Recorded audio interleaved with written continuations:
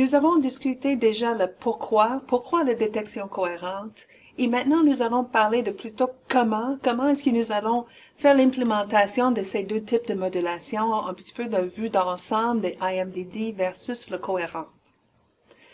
Donc, commençons avec les systèmes cohérents au transmetteur. Comment est-ce qu'ils sont différents? C'est certain qu'il faut que je touche la phase, que je module la phase et l'amplitude, mais qu'est-ce qu'il faut changer au transmetteur pour accomplir ces objectifs?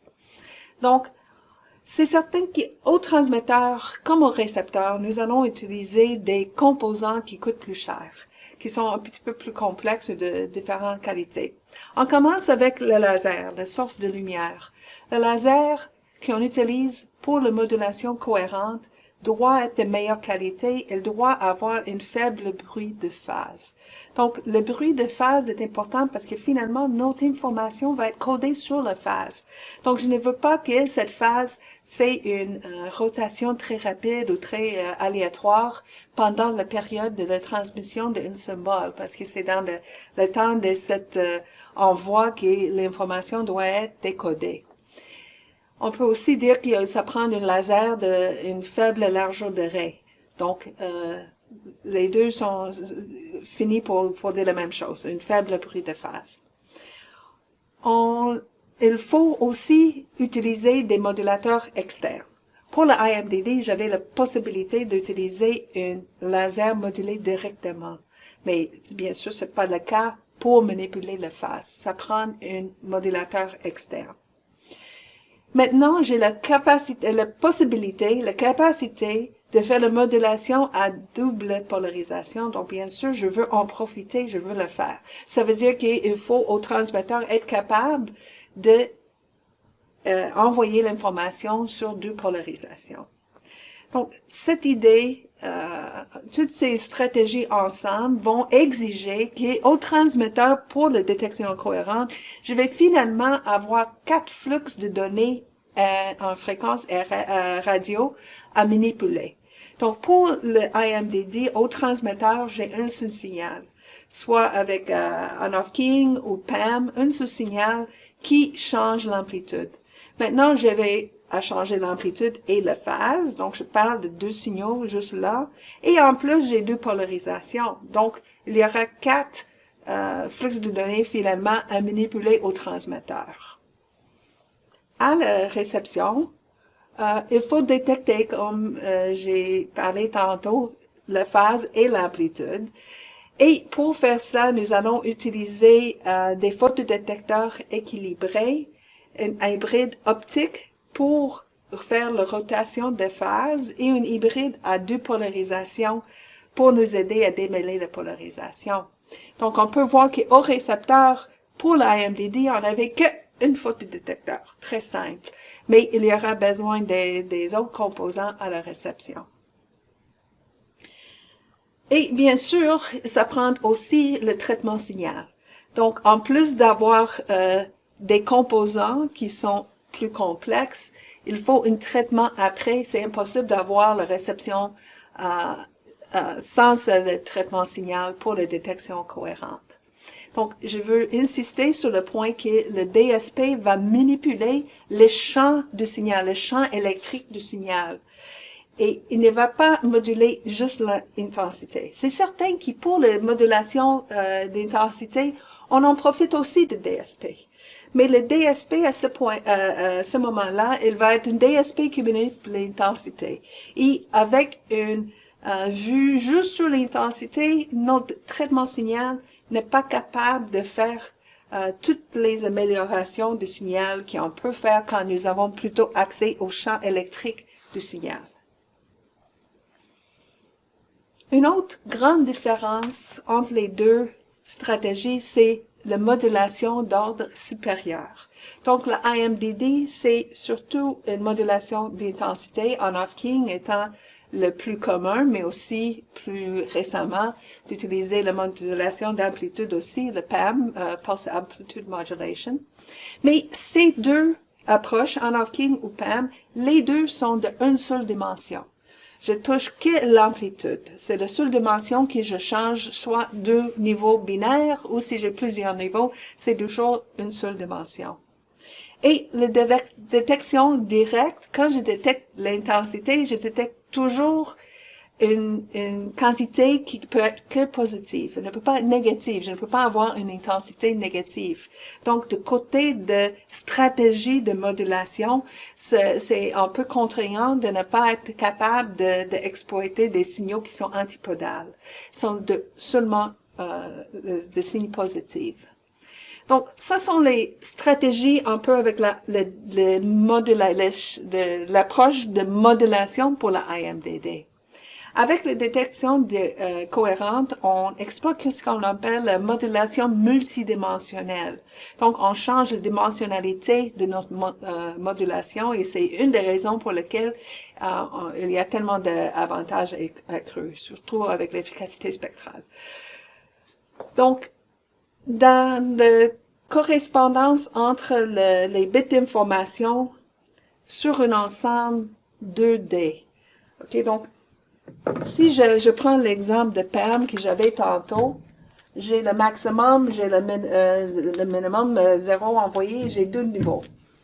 Certains que je vais faire une correspondance entre bits. Par exemple, ça sera les bits, 2 bits 00, ça c'est le bit 01, ça c'est le 11, pardon, 10 et 11. Donc, quand je détecte un niveau maximal, j'imagine qu'il y avait 2 bits qui étaient envoyés pendant cette période 11. Quand je détecte les puissances minimales, ça va être 00 et les niveaux entre les deux.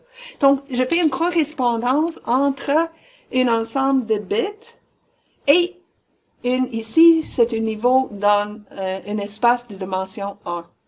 Mais quand j'utilise la modulation multidimensionnelle, c'est très souvent dans deux dimensions qu'on fait. On fait plutôt, au lieu d'une correspondance entre ces bits et un niveau d'amplitude, on a une correspondance entre une séquence de bits et une combinaison d'amplitude et phase. Donc, c'est plutôt dans 2 dimensions. Et ce passage de 1 dimension vers 2 dimensions, c'est la raison pour laquelle la modulation avec détection cohérente est moins exigeant en rapport signal à bruit que le PAM. Donc, bien sûr, aussi avec une modulation de phase, je n'ai plus la restriction je parle juste des niveaux positifs à la détection. Quand j'ai accès à la phase, je peux avoir une phase négative, une phase 0 positive, une phase moins pi, comme une réception négative. Donc, c'est une autre raison pour laquelle on voit une amélioration de performance avec la détection cohérente. Donc, le vocabulaire que nous utilisons pour cette modulation multidimensionnelle, et surtout 2 dimensions, est la modulation d'amplitude de quadrature, ou QAM, c'est l'acronyme que nous utilisons pour la modulation avec la détection cohérente. Je vais juste mentionner une distinction un peu délicate et n'est pas très évident, mais le QAM est aussi possible dans la seule dimension. Dans ce cas-là, j'exploite l'accès à la phase pour avoir la détection des niveaux négatifs autant que positifs. Donc, avec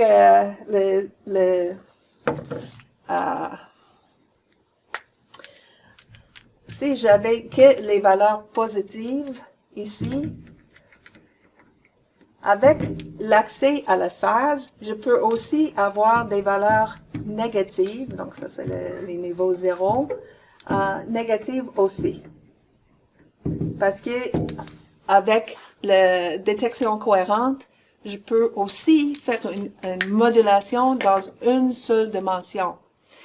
À ce moment-là, on essaie d'utiliser 2 acronymes différents pour distinguer ces 2 situations, parce que on peut remarquer ici que c'est aussi une seule dimension, c'est aussi une modulation d'amplitude, mais ici on permet les amplitudes négatives.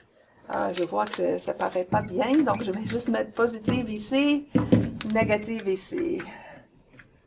Donc, étant donné que j'ai les deux possibilités, positives et négatives, je peux avoir une amélioration de performance. Je dis qu'il y avait les deux restrictions ici qui étaient une faiblesse par rapport à la détection cohérente. Donc, si j'enlève au moins un de ces restrictions, de permettre les valeurs négatives aussi, avec la modulation, avec une phase et la détection de cette phase, d'être capable de détecter que les niveaux qui étaient envoyés étaient finalement négatifs. Donc, à ce moment-là, il peut y avoir une amélioration. Donc, l'acronyme que nous utilisons pour cette situation avec les deux possibilités de signaux antipodales est ASK, Amplitude Shift Keying. Donc, finalement, dans le RF ou les communications numériques qui ne sont pas en optique, peut-être on n'aura pas cette distinction entre PAM et ASK parce que c'est souvent négative et positive. La modulation de phase est très courant. Donc c'est une distinction qu'on voit plutôt en communication optique, mais qui peut causer des confusions des fois. Donc, je retourne à la réception, parce que la réception, c'est la partie, je dirais, la plus complexe ou la partie qui a, oui, des différences importantes avec la détection directe, plutôt que la modulation, c'est un peu moins différent. Donc, pour les réceptions cohérentes, comment est-ce qu'on peut arriver à détecter à la fois l'amplitude et la phase quand nous avons que les fautes de détecteur pour faire cette conversion de l'optique vers l'électronique? Donc, j'ai une faute de détecteur qui répond à l'intensité d'un signal. Comment est-ce que j'exploite cette petit bloc de Lego pour construire un détecteur qui peut toucher à la fois l'amplitude et la phase? Donc, il y a 3 ingrédients essentiels que je mentionnais tantôt, je les répète ici. Ça prend premièrement un oscillateur local. Ça veut dire que ça prend une laser qui est exploitée pour la réception. Pas juste pour envoyer l'information, mais aussi pour la réception, j'ai besoin d'un laser. J'ai besoin d'un coupleur 2x2, 3 dB, très simple, mais je vais exploiter pas juste de diviser la puissance des signaux à l'entrée, mais je vais en profiter aussi de le déphasage qui arrive aussi avec ce genre de coupleur. Finalement, je vais utiliser 2 détecteurs équilibrés avec BPD, ça veut dire Balance Photodetector. Donc, c'est d'utiliser les photodétecteurs dans cette architecture qui me permettent d'atteindre l'objectif d'avoir la phase et les blocs. Donc, l'oscillateur local, pourquoi?